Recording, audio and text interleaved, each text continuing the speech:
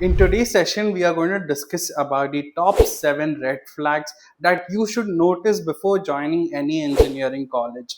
As you all might be aware that the counselings are around the corner, and a lot of you might be even considering the direct admissions. So my name is Nikhil and I am from Careermudhra, Bangalore.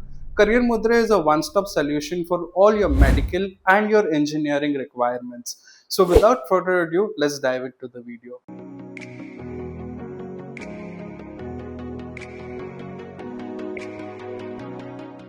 At first, the red flag is of the placement mirage. So, what is placement mirage? Basically, college manipulate their placement statistics by showing that a lot of percent of the students have been placed. Like, for example, 90% of the students, 95% of the students.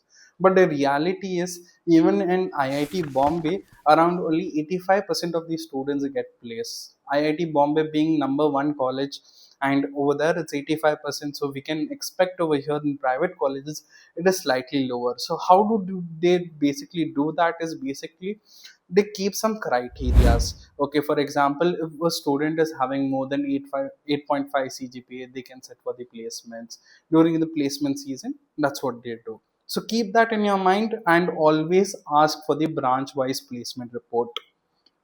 Now, the second red flag is the average placement packages. So, we see a lot of colleges advertising saying that they have a 1 CR package, they have a 2 CR package, that is the highest package. But what we need to see is what is the average and the median placement package that the college is giving.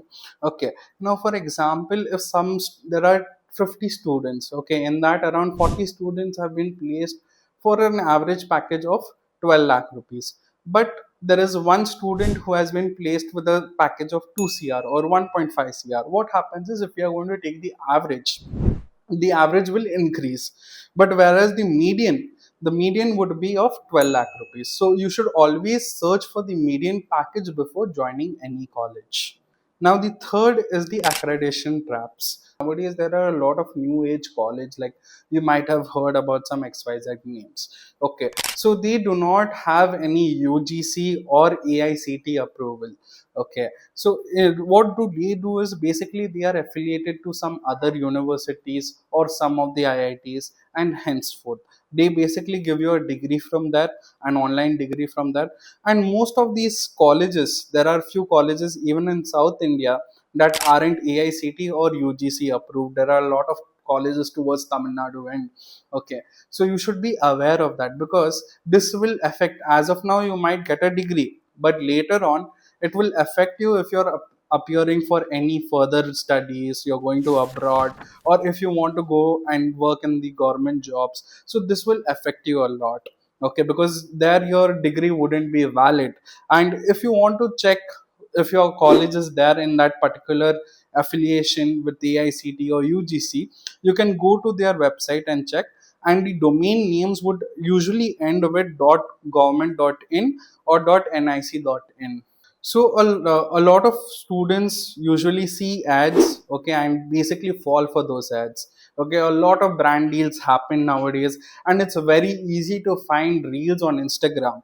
Okay, but on reels you do not get the exact information about any college because the reels are meant for entertainment purpose. It's hardly 60 seconds. In that, what all information can you get, isn't it? So a lot of brand influencers usually endorse the colleges via the Instagram campaigns and the social media campaigns. Do not fall for that.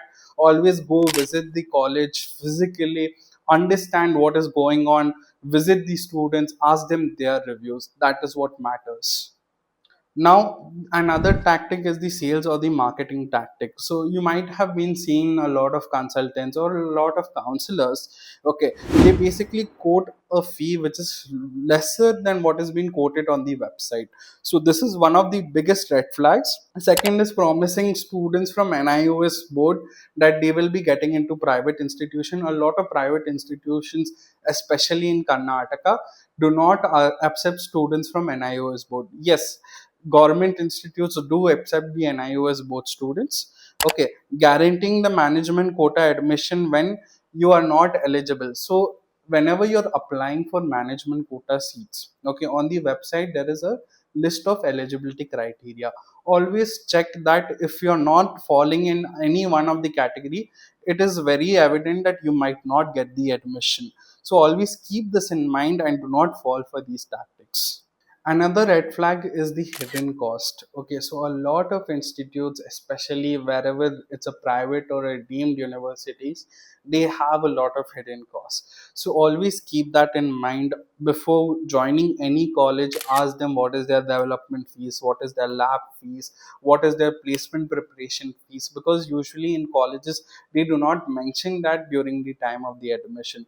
So always keep that in mind because that will add on to your budget. It might hardly be 50,000 to 1 lakh rupees extra, but you should be aware of it. Another red flag is basically a lot of colleges tell that we have good alumni all over the world, and they have some paid collaborations with alumni.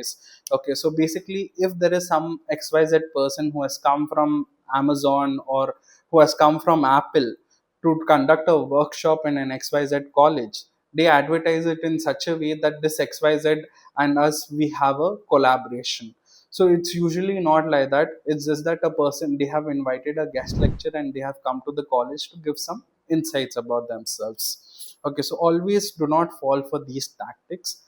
Go to the website, go to LinkedIn, talk with people, connect with people, message them, ask them about the college. That is a better way in order to understand what is the alumni network.